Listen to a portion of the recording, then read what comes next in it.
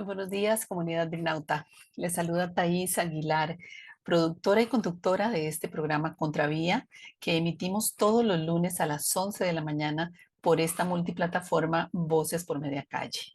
Para mí es un gusto saludarles hoy lunes 5 de septiembre del 2022. Y quiero comunicarles que este programa es grabado, no es en vivo como generalmente lo realizo.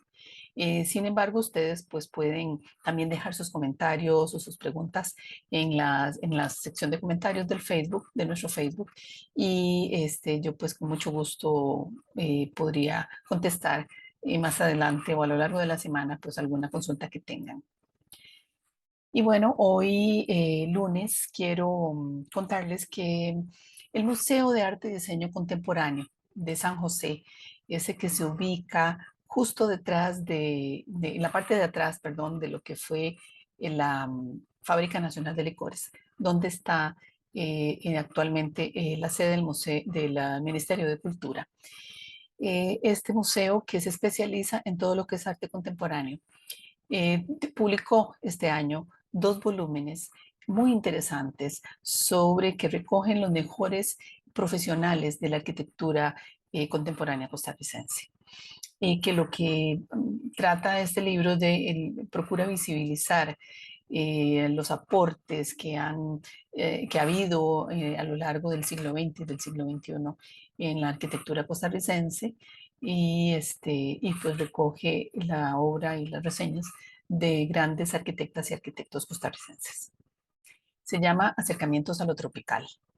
Y pues como les decía, se plantea con la idea de recopilar bueno, inicialmente iba a ser en un solo volumen, pero hubo que hacerlo en dos porque realmente fueron muchos los profesionales en arquitectura que han trabajado este tema de lo que se denomina arquitectura tropical.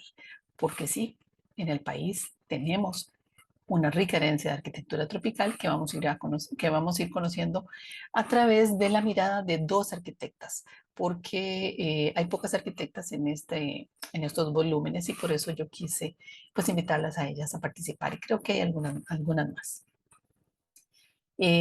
Una de ellas es Julia Van Wilpe. Julia es de origen alemán, pero tiene 58 años de vivir en Costa Rica, donde ha ejercido su profesión, ha vivido, ha dado clases, ha impartido clases. Y ella junto a Eugenia Solís, que es otra de mis arquitectas invitadas, fueron nominadas este año al Premio Nacional de Arquitectura José María Barrantes, que otorga el Colegio de Arquitectos y Arquitectas de Costa Rica. Sin embargo, se le otorgó finalmente al arquitecto Hernán Jiménez. Julia es conocida como la pionera de la arquitectura tropical y a lo largo de esta entrevista vamos a ver por qué. Posee una vastísima producción de residencias, de proyectos residenciales, de edificios a lo largo de todo el país, pero especialmente en el Valle Central y en la zona de Guanacaste. Y también es artista, ella pinta y esculpe y ha sido profesora en la en la Escuela, perdón, de Arquitectura de la Universidad Autónoma de Centroamérica, la UACA. Y por su parte, Eugenia Solís es también una eh, arquitecta graduada de la Universidad de Costa Rica, profesora de la Universidad de Costa Rica, de la escuela y jubilada de hace unos años acá, que se ha especializado en el bioclima, especialmente la arquitectura bioclimática del Caribe costarricense. Además, Eugenia fue presidenta del Colegio de Arquitectas y Arquitectos de Costa Rica. Ambas aparecen, como dije al inicio, en el libro de Arquitectura Tropical del Museo de Arte y Diseño Contemporáneo. Así que le damos la bienvenida a Eugenia y a Julia al programa Contravía.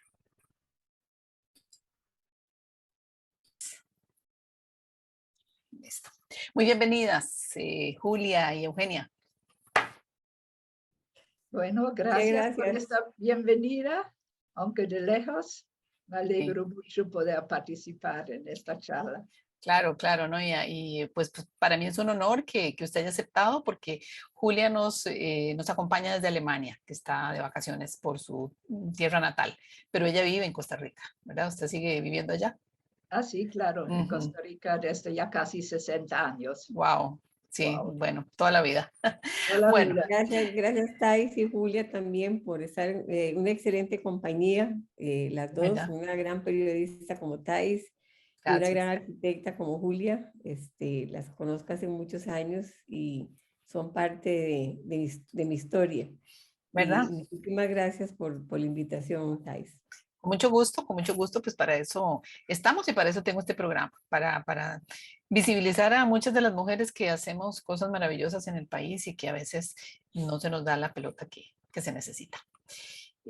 Bueno, como ya les conté a las personas que están viendo este programa, ustedes aparecen en un libro del Museo de Arte y Diseño Contemporáneo de San José y que reúne a muchos y muchas de las arquitectas y arquitectos del país.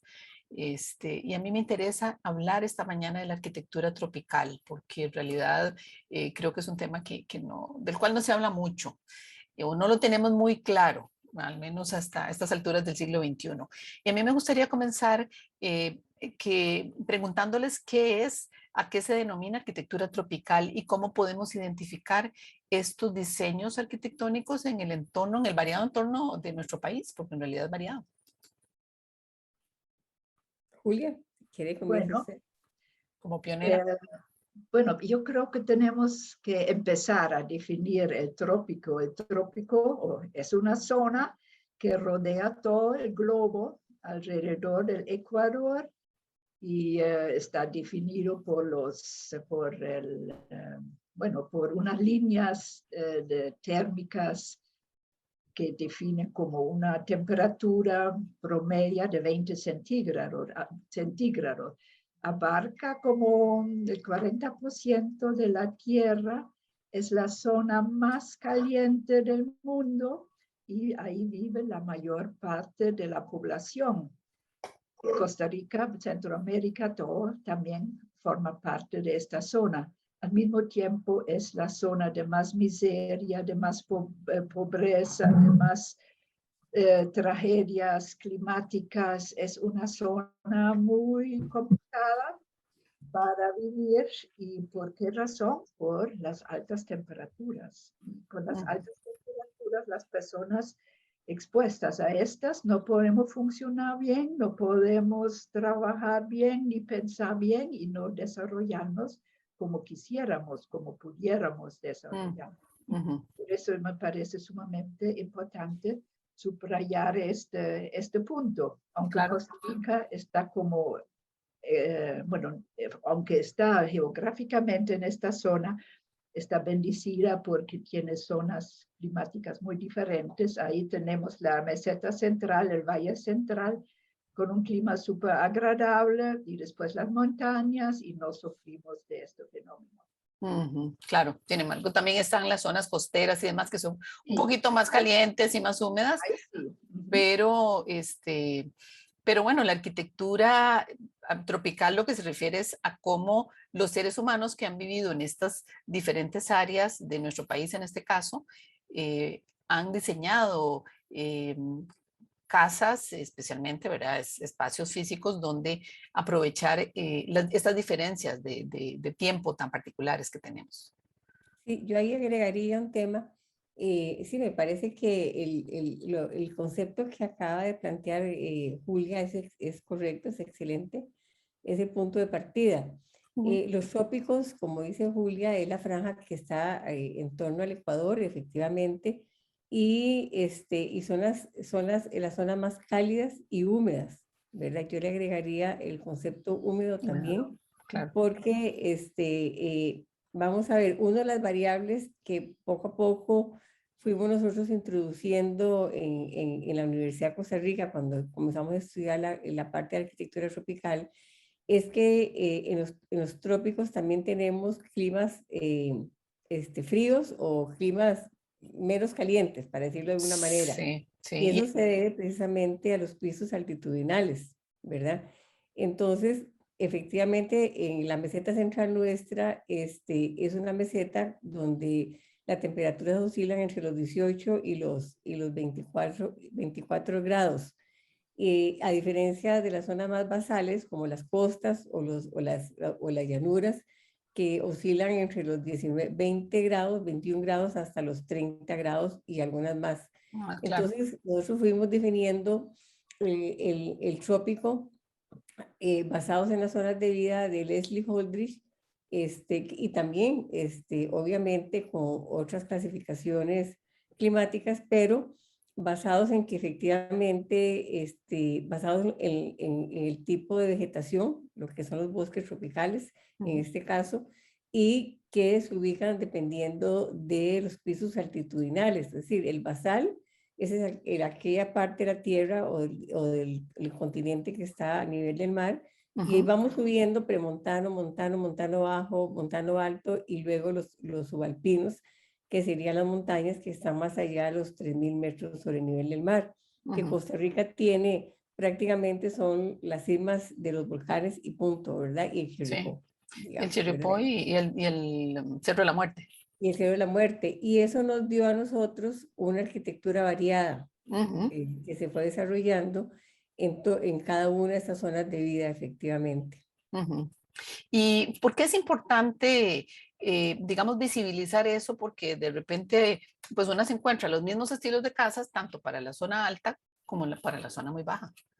Sí, pero tradicionalmente en Costa Rica la arquitectura se diferencia mucho y a cada región le pertenece una arquitectura autóctona y esta arquitectura se fue desarrollando durante siglos y las personas han experimentado de cómo sentirse bien, qué tienen que hacer para mejorar su confort, su zona de confort, que significa, bueno, las condiciones climáticas donde las personas se sienten bien. Y como Eugenia dice, que ahí entra la humedad, el viento, la temperatura, muchos factores. Y lo podemos ver en las chozas en Guanacaste, las chozas de paja que hay. De ahí podemos aprender que tienen que ser bien ventilados, techos altos, que sale el aire caliente en la parte más alta. Después en Liberia tenemos casas de adobe que están bien ubicados ahí porque hay temperaturas muy bajas en la noche. Podemos almacenar en las paredes gruesas del adobe y aprovechar las temperaturas bajas cálidas en la mañana. Sí. Y entonces, si nos fijamos bien, bueno, el Atlántico, ahora me imagino que va ahora me pregunto, el Atlántico que le toca, pero vemos las casas elevadas del suelo para evitar el swamp o la humedad, porque ahí llueve todo el año, día y noche. Y también los grandes corredores que se pueden ver en la arquitectura original o autóctona de la zona. Yo creo que ahí debemos empezar a aprender o a observar. Identificar. También tenemos que observar el recorrido solar. Eso también es importantísimo, volvernos sensibles al lugar y observar el cielo, ver de dónde viene el sol, cuáles son las fachadas más expuestas y más críticas. Yo creo que ahí vamos poco a poco. Claro, eso de observar el sol, o sea, son cosas muy básicas que hemos hecho los seres humanos durante muchísimos años. Continuamos. Vamos a ver, lo interesante, siguiendo la idea de Julia, lo interesante es que en Costa Rica tenemos que, por ejemplo, el uso de un material como la madera se usa en zonas del Premontano, que es como la gran área metropolitana, el Valle Central, ¿verdad? Sí. Y también ese mismo material la podemos usar, se usa en la arquitectura vernácula o popular en zonas como el bosque tropical seco, como en Guanacaste, o digamos que tiene otras características climáticas. Sin embargo, ahí lo interesante es precisamente la manera en que se configura la vivienda, que es diferente, o las aberturas que se le hacen a la vivienda, o la manera en que se colocan las viviendas de acuerdo, como decía Julia, de acuerdo a la trayectoria solar, que nosotros le llamamos a eso geometría solar, etcétera. Entonces, lo interesante es que vamos a ver, el material, obviamente, en nuestros antepasados era una constante. Luego los materiales que se fueron introduciendo conforme en la parte, digamos, ya del desarrollo del país, fueron desplazando esos materiales originales que eran adecuados para nuestro clima, sobre todo para, vamos a ver, una cosa que no dije en la intervención anterior, es que a pesar de que tengamos climas de bajas temperaturas, la constante humedad, o mejor dicho, la humedad es una constante, Ah, ¿verdad? sí, Y eso absolutamente. te da una percepción de la temperatura o del clima de manera muy distinta que si estuvieras en otro tipo, en otra latitud, En por otra decir un latitud, ejemplo, ¿verdad? Entonces claro. vemos, por ejemplo, cómo las aberturas, las ventanas, yo le digo aberturas porque la abertura es un término mucho más amplio y la ventana pues es más específico, se configuran de manera diferente cuando encontramos las viviendas en el Valle Central a 1500, 1200 metros sobre el nivel del mar, y en Guanacaste, digamos, la abertura también se maneja de manera totalmente diferente, ¿verdad? ¿Y Es decir, cuáles son esas diferencias? Como para que la gente sí, también lo el observe. tamaño de las aberturas, por Ujú, ejemplo, y ujú, curiosamente la zona, los lugares donde se abren esas ventanas y los lugares donde no se abren esas ventanas. O sea, me refiero a lugares en cuanto, digamos, de fachadas de las viviendas, que ujú. sea al norte o al sur o al este o al oeste. Es decir, eso va variando las configuraciones. Esos estudios nosotros los hemos hecho, claro, a veces de manera, digamos, vamos descubriendo cómo la arquitectura vernácula va respondiendo a los diferentes climas y con un mismo material. Y lo mismo ocurre con el adobe. Si usted Ujú, toma una vivienda de adobe de Santo Domingo de Heredia, su configuración, la distribución de los espacios, el patio central, etcétera, es muy tiene ciertas diferencias, no es muy diferente, tiene ciertas diferencias con aquellas casas de adobe del Pacífico Norte, por ejemplo, ¿verdad? ujú, Que son diferentes totalmente. De todo el Pacífico centroamericano, donde se usó el el adobe o el adobe bareque como tradición de constructivo. la colonia, Ujú, ¿verdad? Por parte de España en nuestro continente. ujú, Ahí es donde comienzan a haber variables, inclusive un tema que anotaba Julia, la altura de esas viviendas son totalmente diferentes, ¿verdad? Entonces, ve que interesante cómo, aún con un mismo material, que es una constante, porque ujú. nuestros antepasados usaron los materiales de la zona, lo que tenían cercano, Claro. ¿verdad? En cambio, en ese momento, desde la mitad del siglo XX al día de hoy, donde más bien se importan los materiales, o por lo menos se importan ¿cómo se llama? La materia prima Ujú, para procesar nuevos materiales que son los que se usan. claro. Y que tienen también a uniformar casi todo la arquitectura Exactamente. sin tomar en cuenta estas diferencias, que es un poco Sí. lo que aporta la arquitectura, ¿verdad? La arquitectura, el estudio de la arquitectura sobre el aprovechamiento de estas características del trópico, ¿verdad? Como Ujú. ustedes decían, que es muy húmeda, que tiene, es muy caliente por lo general, ¿verdad? O tiene, y dependiendo de dónde se viva, y cómo es importante, bueno, el uso de las ventanas, ¿cómo se llama la parte que hay, el espacio que hay entre el cielo raso y el techo? Las cámaras de aire, bueno, eso es una cámara Esas de aire, cámaras de en aire. Ah, ok. realidad, ¿verdad? Que Que eso es para también enfriar. esa cámara de aire, claro, es fundamental, ¿verdad, Julia? Es Ujú, fundamental la cubierta, generalmente ese espacio que hay entre el cielo raso y la cubierta, que eso lo vemos muy bien en una vivienda, por ejemplo, típica de las compañías bananeras que se desarrollan a principios del siglo XX en Costa Rica, ujú. cuando tienen hasta 2,60 metros de cámaras Wow. de la máxima altura en las cámaras de aire, por ejemplo. Fuera, por Ujú, ejemplo, la arquitectura bananera, pero bueno, hay muchas muestras, las que se desarrollan más bien en los años 40 y 50, que es la arquitectura victoriana, que llamamos nosotros, que es ujú, aquella arquitectura del Valle Central, principalmente vinculada con las zonas cafetaleras, principalmente, ujú, o de hortalizas, como es todo lo que es el macizo del Irazú, y todo lo que todo lo que es la línea del café, ujú. que se encuentra en Alajuela, Naranjo, las montañas del sur de la meseta, Los Santos, etcétera, ¿verdad? Ujú. Es Sí que decir, hay muchos. siempre la arquitectura, la vivienda fue hecha en madera, donde va variando la altura, precisamente esa cámara de aire, Ujú. dependiendo de precisamente de la incidencia de la radiación solar y obviamente de ese piso altitudinal que nos va dando la variable de temperatura. Claro, ok.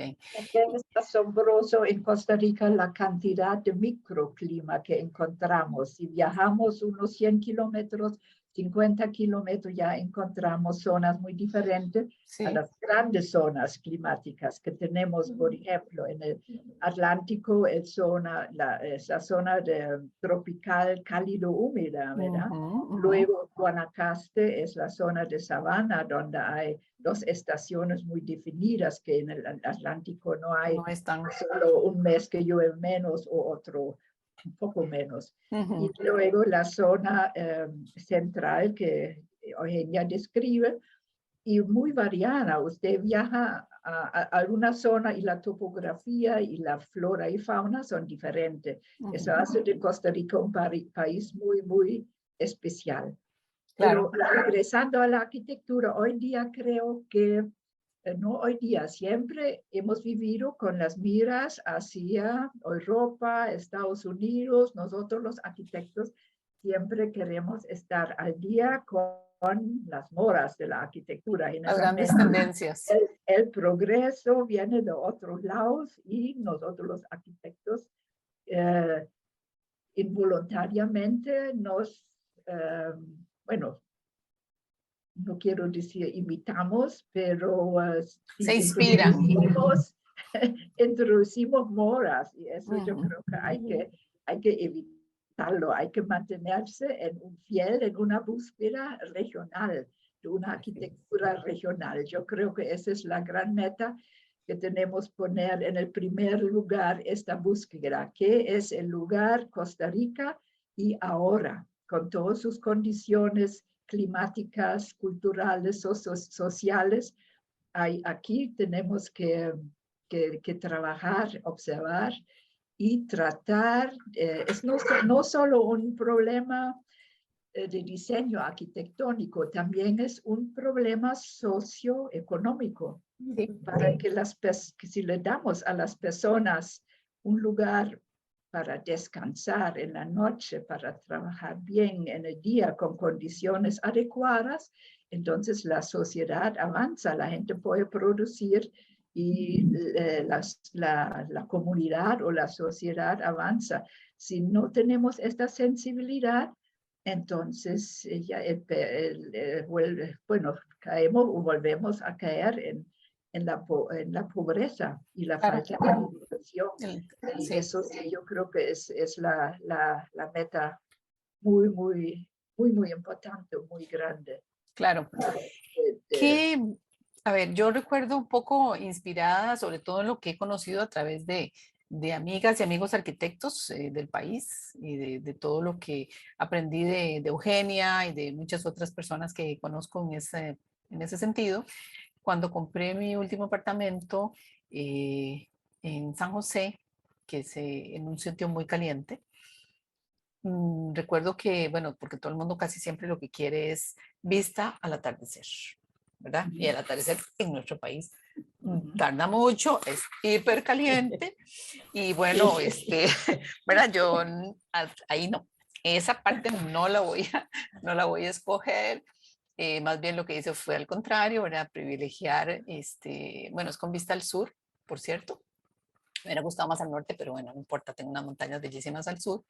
Y una entrada, es un tercer piso. También lo escogí un poco por las características que me dieron, que es, hay un gran espacio entre el cielo raso y el techo, de casi 3 metros. Entonces, digamos que parte de lo que me decían era que ahí yo podía hacer un piso adicional y no sé qué. Yo dije, no, en este lugar tan caliente, eso se queda así, ¿verdad? Recordando un poco esta clase que nos acaba de dar Eugenia sobre eso, y que tiene ventanas donde hay un cruce de vientos, ¿verdad?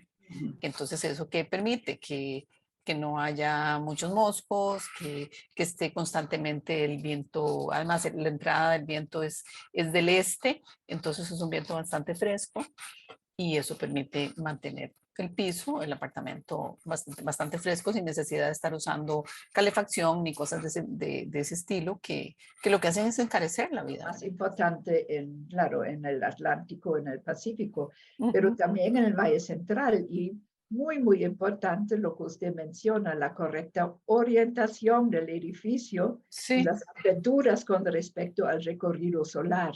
Las sí. fachadas este y oeste reciben la carga energética más grande, entonces conviene mantenerlos cerradas, estas Ujú, fachadas, o poner ahí los elementos como escaleras o baños, ascensores. Y ujú. hablo ahora de edificios, no solo de casas, ¿verdad? Claro.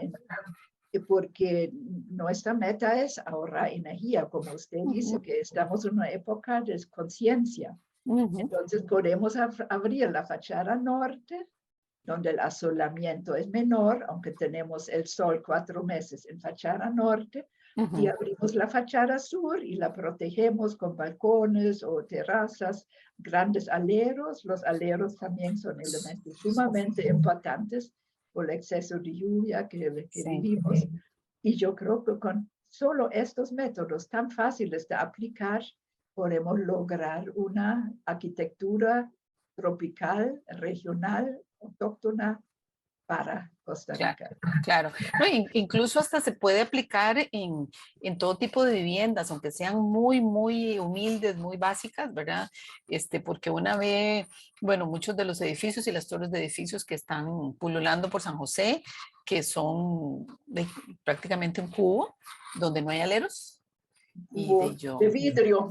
de vidrio, ¿verdad? Sí. Entonces yo pienso, uff, ¿cómo serán las tardes ¿Cómo serán las de tardes? verano ahí? O las tardes de lluvia, O las que a tardes veces de no puede lluvia, abrir las ventanas porque se les mete el agua. claro, y bueno, y además, y eso que el agua siempre busca salida, ¿verdad? Pues Claro. muchas veces, por más que se le pongan todo lo habido y por haber a que no pase, con los monzones que tenemos todo el año, pues es muy difícil. Entonces, pues la idea es hablar un poco de estos elementos para que la gente vaya entendiendo hasta cómo escoger su casa.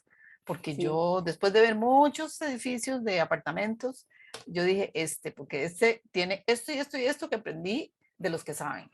Y me quedó perfecto. Así que, sí. Hay una variable que me parece importante ujú, tomar en cuenta, el tema, digamos, del uso del acondicionamiento ambiental, para no llamarle aire acondicionado, sino ujú, que pongámosle el nombre acondicionamiento ambiental. ok. Nosotros en el laboratorio, en la Escuela de Arquitectura de la UCR, hicimos dos consultorías al Ministerio de Educación. Hicimos una evaluaciones, primero fueron 16 centros educativos en el 2013 y Ujú, después fueron 60 centros educativos en el 2018 y 19. Lo que hicimos fue hacer un análisis de la calidad del aire en las aulas. Ellos dieron unas muestras prototipo de centros educativos. ujú. Entonces, vamos a ver, por qué hago referencia a esto?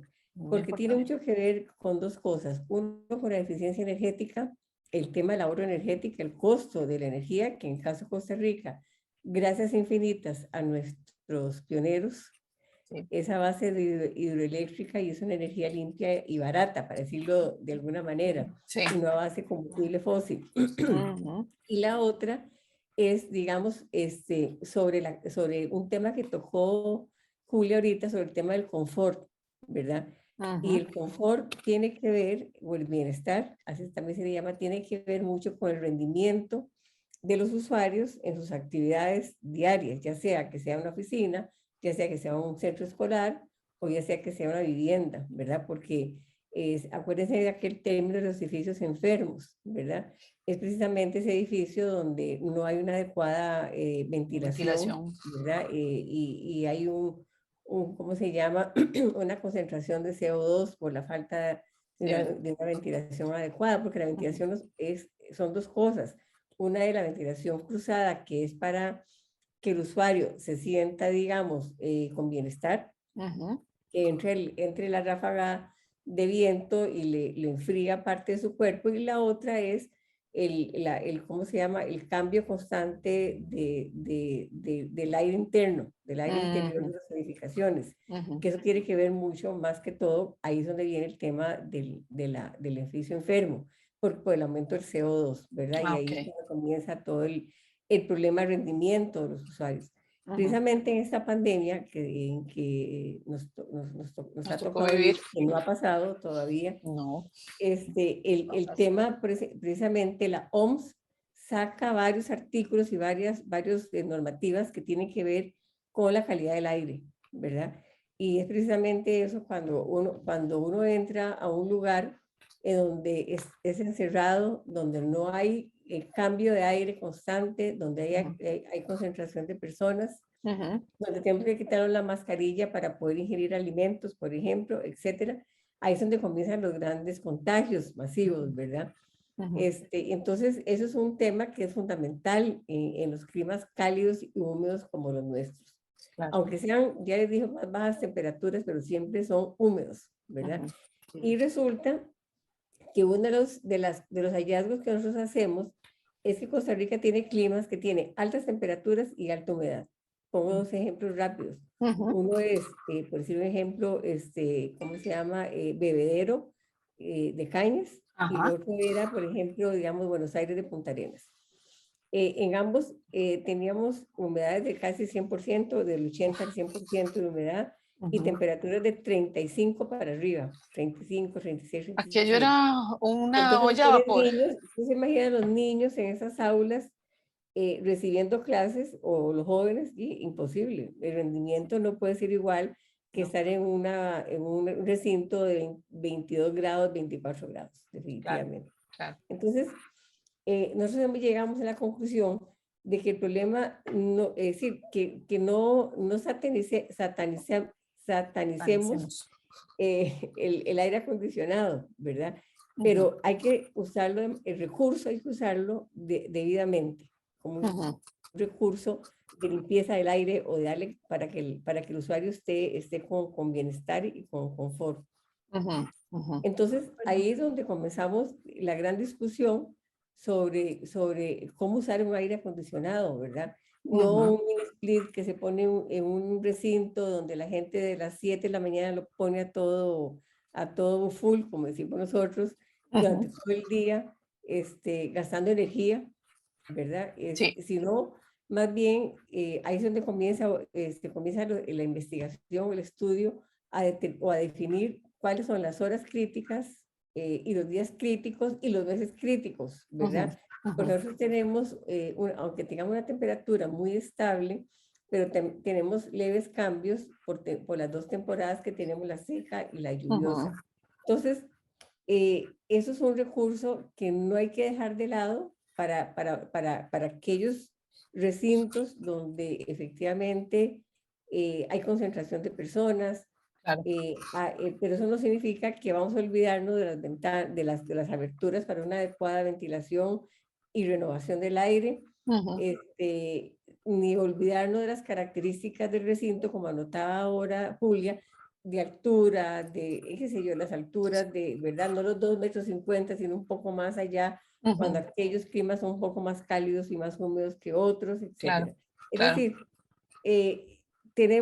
vamos a ver, nosotros tenemos normativas para la construcción, pero tenemos que enfocarnos también en ir elaborando esa normativa para ayudar precisamente en lo que vos anotabas, Thais, sobre las edificaciones que se están construyendo, los grandes edificios, ya sea para oficinas o para viviendas, que son como machote, que no están tomando en cuenta las características climáticas y las características de uso de esa edificación. En efecto, en efecto.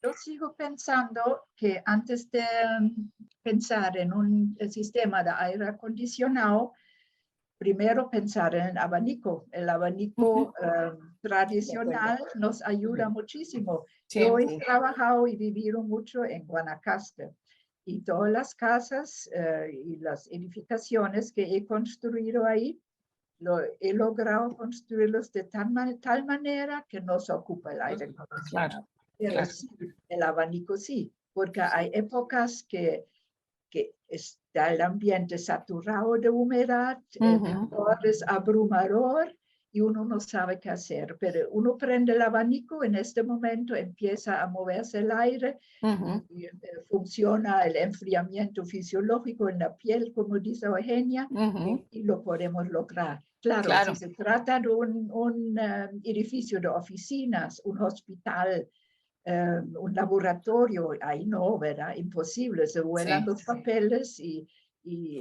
bueno, ya ahora no tanto, ahora se casi pueden dar y sería un fracaso. Pero tenemos esta graduación que dice Eugenia, ¿verdad? Es que estamos graduando. Y lo óptimo en estas zonas también una casa o un edificio sin paredes, digamos, si pudiéramos lograr que el techo fuera el gran sombrero tropical que nos protege de la radiación solar, de las lluvias y ventilación del agua al agua. Nosotros en los 70s, o yo en los años 70, al principio de los 70, tuve la oportunidad de construir casas en playas de Nosara. Y ahí me inventé un sistema de levantar todas las paredes, como concebirlos de paneles levantadizos. Entonces, la gente tenía que pasar las noches abiertas. Claro, mucha gente le dio miedo, pero en esta época todo era súper seguro, no había ningún problema, se podía vivir así. Ya no se puede. Ya hay que cerrar, usar abanico y tal vez en el peor de los casos el aire acondicionado. Bueno, a mí me gustaría también conocerlas a ustedes y Julia, que es la que tiene un poquitito más de tiempo de estar produciendo arquitectura y diseñando, ¿verdad? Y usted que es reconocida como una de las pioneras de la arquitectura tropical. Sí, es cierto. Yo llegué a Costa Rica en el 64, me casé. Conocí a mi esposo, Der, que vino de Costa Rica a estudiar a Hannover, Alemania, ahí lo conocí. Me llevó a Costa Rica y nos casamos en San José en el 64. Wow. Entonces ya bastante, ¿verdad? Mucho. Felicidades. Felicidades. Sí. Bueno, tuvimos 2 hijos, yo aprendiendo español, cuidando la familia, pero bueno, me quedó, claro, las ganas de trabajar, de diseñar, y ahí tuve mi primera oportunidad en Nosara, en playas de Nosara. Ya. En los 70, en 69, 70 llegamos ahí. Mi esposo desarrolló este proyecto que existe siempre, que es en Guiones, Playas de Nosara se llama, y a mí me tocó diseñar. Entonces, como yo vengo del país de Alemania, país frío, ¿verdad? Fresco. Entonces, a mí realmente sí me afectó el calor, me afectó muchísimo. Me imagino. Y yo llevé una mesa de dibujo, llevé papel, pero no hizo ni una raya allá por el calor.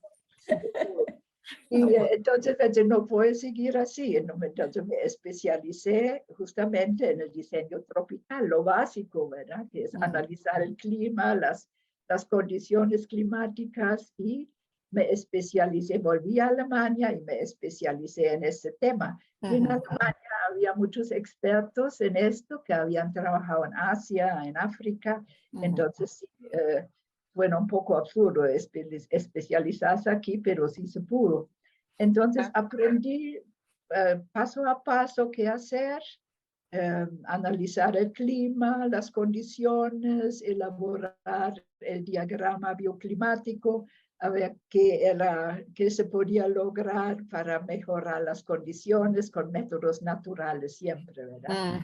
Incluyo el abanico en uno de los métodos naturales. Claro. Y claro, la ventilación cruzada, lo más importante, eliminar paredes para lograrla, techos altos, aperturas en la parte más alta del techo, como ya, bueno, repitiendo un poco, fachada este cerrada, y todo eso pudo aplicarlo en estos años, y tenía la oportunidad de diseñar como 15 casas, algo así. Wow.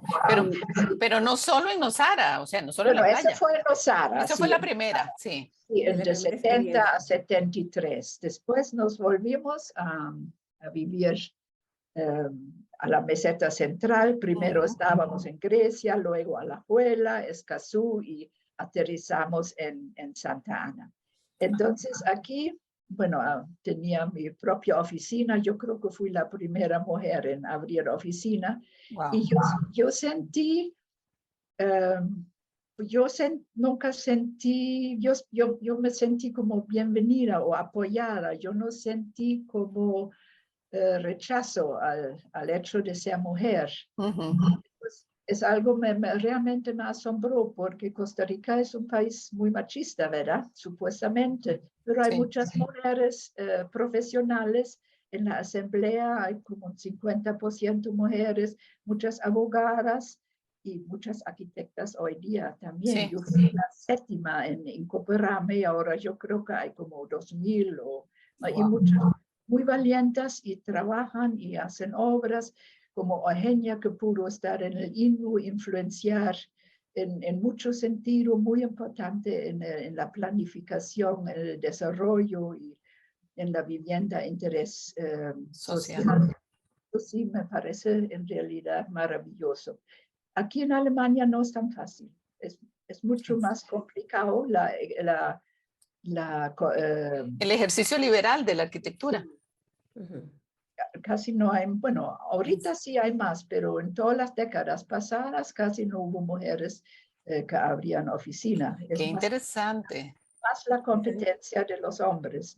Entonces yo me siento muy dichosa de haber podido trabajar en Costa Rica. Claro, y con mucha creatividad además. Y después tuve oportunidades, bueno, me atreví a presentar proyectos en las primeras bienales de arquitectura que hubo, bienales que organizó el Colegio de Arquitectos.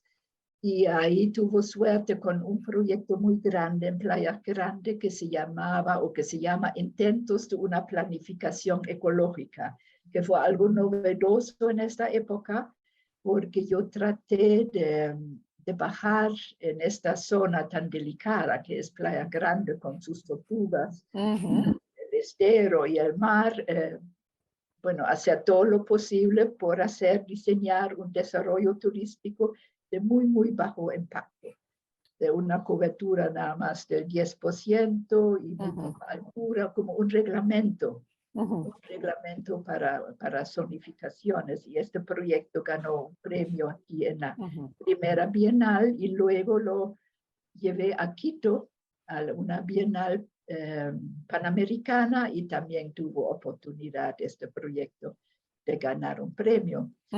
Y luego un hotel en Monteverde, que también tuvo esta suerte, Monteverde Lodge, y el desarrollo Montaña del Sol, que hice con mi esposo, que fue el primer condominio de lotes con su propio reglamento. Eso también es algo muy diferente, o era muy diferente en esta época, en los 80, principios de los 80. No nos gustó el reglamento oficial de construcción. También bajamos la cobertura, impedimos cercas y tapias, sembramos árboles y arbustos en montones, buscamos inflorescencia de los colores tropicales. Eso yo creo que es un método o una forma muy importante que se puede lograr en un país tropical, claro, la vegetación como parte del diseño. Entonces, ahora está muy reforestado y las casas como que se pierden como en un bosque. Antes eran potreros pelados, y ahora ya es como sí, como fueron todas las montañas del sur de San José, que se pelaron en algún momento, ¿no? Se pelaron en algún momento. Sí. ¿En cuál de las montañas de Santana está ubicado? Al sur. Y ahora nos rodea la zona protectora de los cerros de Escazú. Excelente. Que logramos extender alrededor de nosotros y formamos parte de esta zona. Bueno, esos son algunos de los proyectos. De los proyectos, ya. Luego, uno que siempre pienso en él, que es en la zona atlántica, una fábrica que en realidad no es, digamos, lo óptimo, bueno, lo que uno busca como gran reto. Uno piensa Claro. una fábrica, Sí. ¿Y esa dónde pero está ubicada? en la Francia, por ahí de Ah, ok. Siquirres. Es un... Ay, sí, quieres. Se ve desde la carretera Sí, yo la he visto. y ahí pasó lo siguiente. Hay un reglamento de construcción que dice las fábricas tienen que tener paredes hasta 2 metros de altura. Entonces logré una excepción que se podían bajar las aperturas, bueno, ventanas, pues sí, no hay aperturas sombreadas, para lograr la ventilación cruzada y el efecto Venturi, como para aumentar el bienestar de las personas Claro, que tienen trabajan ahí. ahí, porque ahí no puede uno trabajar encerrado, sería No, terrible. y es calientísimo, la Francia y toda esa zona. Bueno, y después muchos proyectos, ¿no? Como 80 o 90. Yo le mandé el borrador del libro, ¿verdad? Yo los vi, Ahora, claro. ahora ya tengo 80 años y pienso, bueno, yo he trabajado toda mi vida, ahora sí voy a Ahora, descansar. claro, un poquito. Bueno, y Eugenia, háblanos de tu trayectoria. Bueno, Porque, para mí Julia es un ejemplo a seguir, es maravillosa. Yo la amo a Julia. Es claro, excelente, sí, una persona, una mujer que yo digo que nos ha ayudado a todas las mujeres que vamos detrás de claro, ella, ¿verdad? abrió Definitivamente. camino. Abrió camino, eso es la palabra.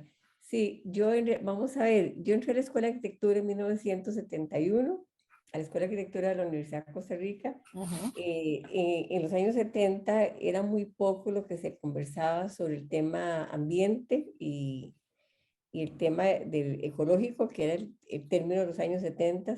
Ujú. Y ahí es donde yo me enfrento por primera vez al tema ambiental, al tema de la ecología, los ecosistemas, por medio del arquitecto Edgar Brenes, que como ustedes saben venían de su formación Londres. de Londres, de Gran Bretaña. Ujú. Y pues eso en realidad nos comenzaron a abrir los ojitos para que viéramos que había algo más allá de botar bosque y hacer porcheros, que era lo común Lo que se en la hacía en cultura de los... América Latina en ese momento, ¿verdad? Sí, cierto. Yo creo que fuimos la generación que nos tocó vivir cambios de paradigmas, ¿verdad? Porque nosotros cambiamos el paradigma de botar bosque para hacer potreros, para desarrollar la ganadería, a decir lo contrario, vamos a guardar los bosques porque nos va a generar mayor plusvalía a la tierra y no al potrero, que era lo que te daba plusvalía, etc. Claro. Entonces, hemos tenido varios paradigmas que romper o que cambiar, como uno es eso, el tema ambiental, Ujú. el otro es el tema de las mujeres, definitivamente, en realidad, las mujeres que estudiamos y que trabajamos y hicimos familia, y yo siempre digo que a las mujeres nos toca la doble jornada muy compleja, aunque yo tuve una sola hija, pero siempre es una doble jornada. Claro, la doble jornada no te la quita nadie. Nadie te la quita, ¿verdad? No. Y por otro lado, ya siendo yo ya una adulta, muchas empresas me llaman para decir, mira, necesitamos una arquitecta de los 30 a los 40 años. De los 30 a los 40 años estamos pariendo niños y criándolos. Es Entonces, la hay época un productiva de las letargo, mujeres, cierto. efectivamente hay un letargo en el desarrollo como profesionales, ¿verdad? Es decir, letargo en el sentido atraso, yo diría que no letargo, un atraso en el desarrollo profesional y Hay un, muchas de nosotras comenzamos a desarrollarnos profesionalmente a partir de los 40, cuando ya los niños van a la escolaridad. ujú, No es mi perfecto. caso, pero sí conozco muchos casos que Sí. es difícil encontrar jóvenes, mujeres jóvenes, adultas jóvenes, que puedan incorporarse al mercado laboral y es por lo mismo, ¿verdad? Entre Pero los bueno, 30 y 40, cierto. eso es parte de nuestros roles y son parte, digamos, del cambio de paradigma que tenemos que hacer en el mundo, Sí. efectivamente. Bueno, Bueno, y ve, lo importante en Costa Rica es que en muy pocos países existe esta posibilidad de tener ayuda en la casa, ¿verdad? Claro, sí, definitivamente bueno, Aquí en Europa es imposible es encontrar carísimo. a alguien es o imposible, Pero buscar claro. las sociedades entre más desarrolladas, más difícil de encontrar los Sí, apoyos y los círculos de sí, solidaridad.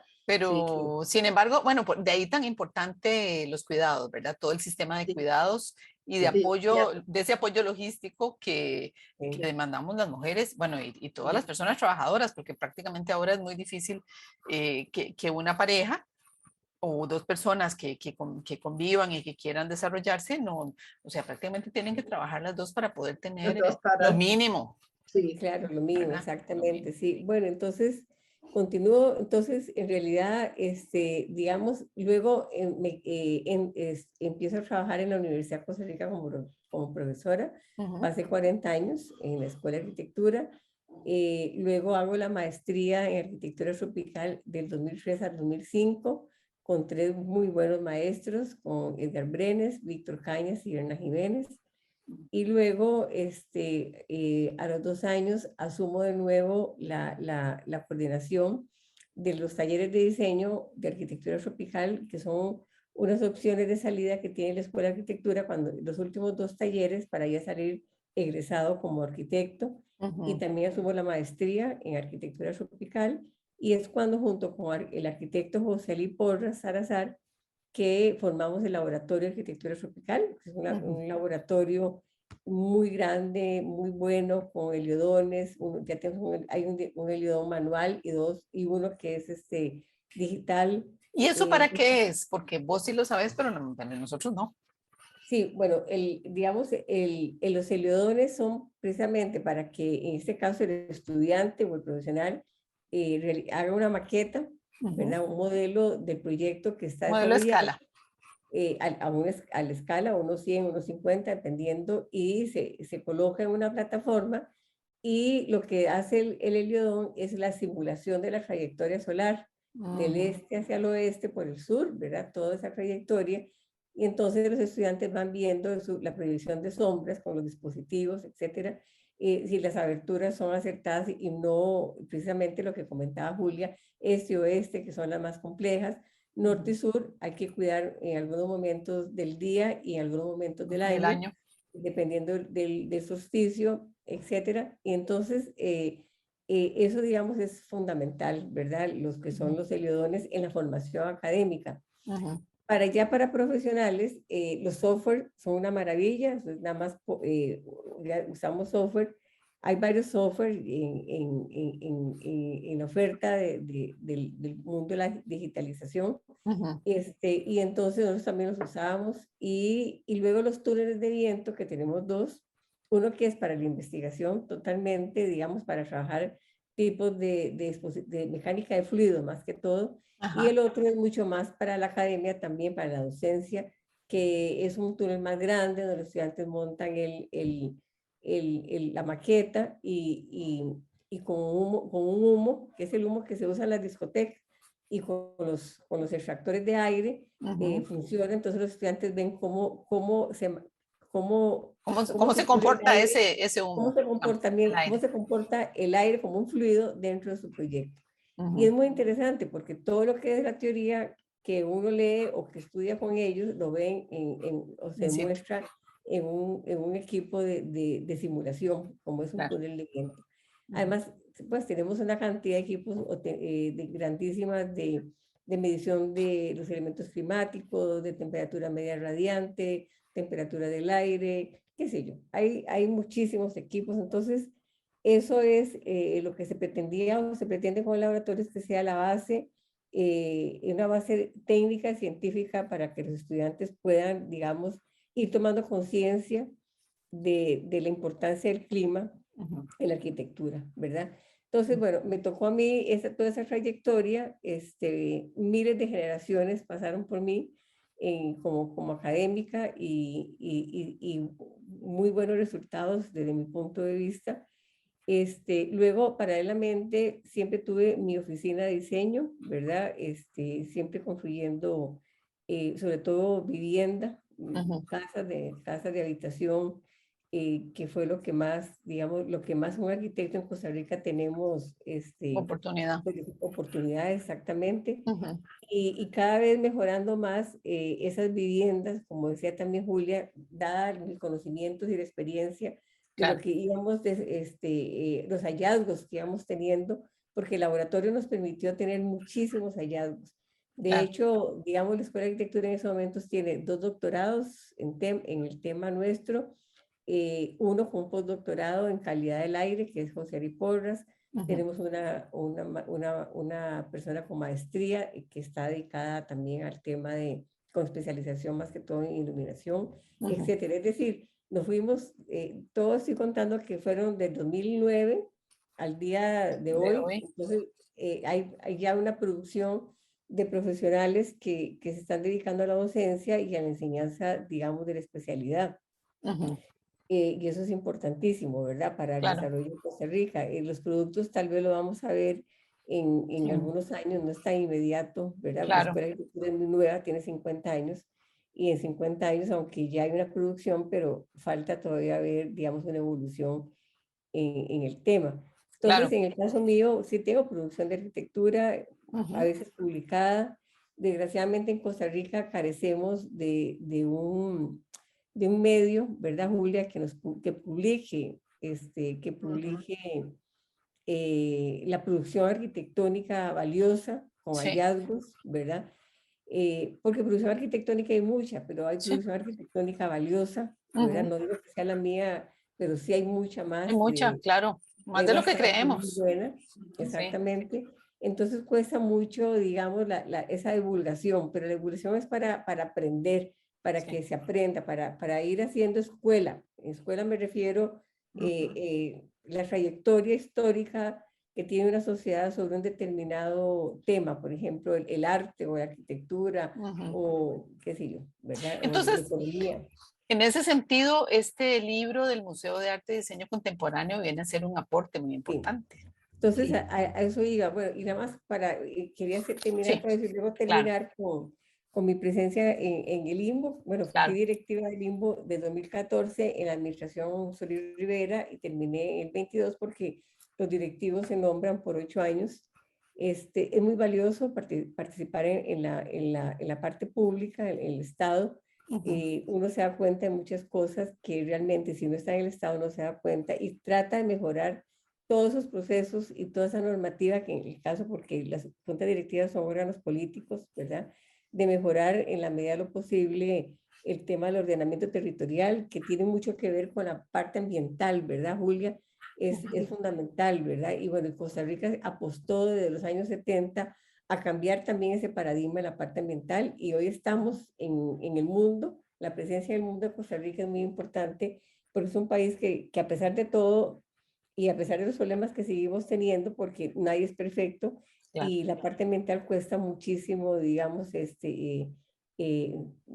llegar a la perfección, porque son muchas variables, hemos llegado a un punto en que la cobertura vegetal, el uso de energías limpias, los procesos sobre el desarrollo del hidrógeno verde, que hoy leí, ayer leí que el nuevo presidente de la nueva administración lo vetó, ya no quiere seguir con el hidrógeno verde.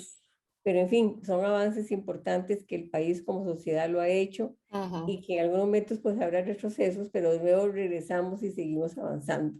claro. Y esa es la parte de la democracia que vivimos en Costa Ese es el Rica, que costo. aunque tenemos personas que retroceden, otros seguimos avanzando. Y Claro. esa es la parte más importante, digamos, mi mensaje en general es que todos los niños y jóvenes de este país tienen conciencia del medio ambiente, el cambio de paradigma que tiene que tener el planeta Tierra, Sí, ¿verdad? Eso es efecto. fundamental. En efecto. Yo diría que eso es como mi trayectoria, Ujú, digamos, como profesional, siempre peleando por las mujeres, luchando por la visibilización de las mujeres. Y este libro que nos hace, es muy curioso porque a mí me contacta un joven egresado de la Escuela de Arquitectura que ujú. entra como curador al museo y la nueva directora, la directora actual, no es la nueva porque ya lleva algunos años, le interesó que en un momento determinado se tomaba en cuenta el tema de la arquitectura y se había desaparecido, entonces ella quiere volver a retomar el tema de la arquitectura dentro del Museo de Arte y Diseño Diseño Contemporáneo. contemporáneo. Entonces, cuando piensan que el tema de la parte tropical, de lo trópico, sería fundamental, y bueno, hicieron 2 tomitos del libro, ¿verdad? Porque se dio, por temas de financiamiento, tuvieron que hacer en 2 partes.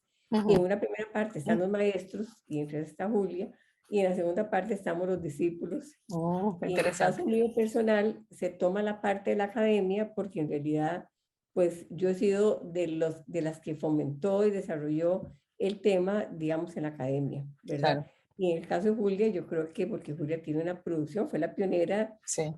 pionera como mujer y pionera como Bueno, arquitecta, que toma en cuenta la parte climática y con una ujú, producción de arquitectura bastante vasta por vastísimo. 50 años, ¿verdad? Y además fue por una necesidad de poderse adaptar a vivir y trabajar en Nosara, Sí, ese ¿verdad? fue realmente una bendición y yo quiero Sí, resaltar un punto todavía que yo creo que muchos costarricenses, aunque yo soy también parte sí, claro. como de todos ahora, pero que no tomamos lo suficientemente en cuenta la bendición que tenemos una naturaleza tan abundante, Sí, tan increíble, tan fuerte, tan, bueno, tan sana, que nos ayuda a sanar esa Sí, riqueza. Eso es algo sí, muy, muy importante. Yo creo que eso hay que apreciarlo, hay que ser muy, absolutamente. totalmente, totalmente. muy, Decía un amigo que estuvo en el ROP último, en la COP, perdón, en la Ajá. última COP en Escocia, que Ujú. los costarricenses, él es extranjero, pero tiene miles de años de vivir en Costa Rica y es un investigador y catedrático universitario, que los costarricenses no tenemos idea de cómo el mundo entero nos ve como un país privilegiado en sus temas, que cuando entraba el presidente de la República a cualquier comisión o charla, la gente se paraba. Wow. Sea cual sea el presidente, ¿me entiende? Porque Costa Rica representa ese cambio de paradigma en el mundo. sí, Y Juli, por dicha que tenemos 3 meses de época seca, porque después de 9 meses de lluvia y de lluvia. humedad, viene un relajamiento de 3 meses donde disfrutamos el sol a medias en algunas partes, pero disfrutamos el sol Es y un cierto. poquito menos de humedad, ¿verdad? Y nos sentimos Sí, como bronceados, Sí, sí, es que tenemos un periodo de porque lluvias echamos muy raíces. largo, muy largo, sí.